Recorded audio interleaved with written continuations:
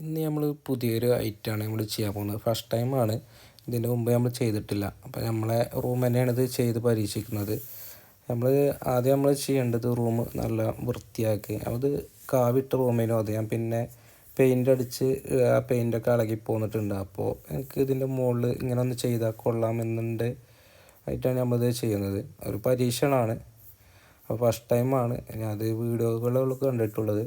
അപ്പോൾ നമ്മളിത് മേടിച്ചപ്പോൾ നമുക്ക് ഇതിൻ്റെ കളർ കിട്ടിയിട്ടുണ്ട്. ആ കളറും അതിൻ്റെ ഒപ്പം ഈ കിട്ടിയ അതിൻ്റെ പേര് എനിക്ക് കറക്റ്റായിട്ട് അറിയില്ല. അതും പാടെ നമ്മൾ മിക്സ് ചെയ്തിട്ട് കളറ് പല ഭാഗത്തായിട്ട് ഒഴിച്ചു. പിന്നെ നമ്മൾ കളർ ഉപയോഗിച്ച് മാക്സിമം പരത്തി യൂസ് ചെയ്തു. നമ്മൾ പഴയ കാവിട്ടിൻ്റെ മുകളിൽ പെയിൻ്റൊക്കെ നല്ല ഇളകി പോന്നിട്ടുണ്ട്.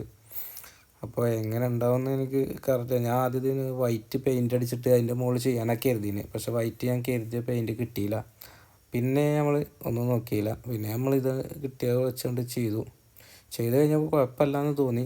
പക്ഷേ വൈറ്റ് അടിച്ചതിൻ്റെ മുകളിൽ ഈ കളർ യൂസ് ചെയ്തിട്ട് ഒന്നും പാടെ ഭംഗി കൂടിയെന്ന് എനിക്ക് തോന്നിയിരുന്നു.